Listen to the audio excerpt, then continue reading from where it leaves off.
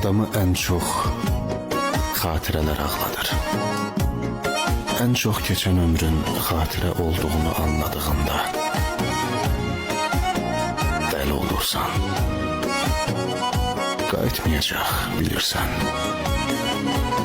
Və özünə çəkilib hər gün, hər saat gəlməyənlərin həsrətini çəkirsən. Neçə xatirələr, necə unudum səni mən.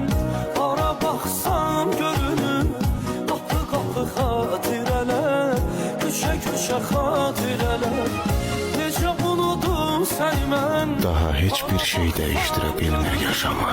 Qapı xatirələr, Və nəyə əlini uzatsan, uzaq, uzaq, uzaq.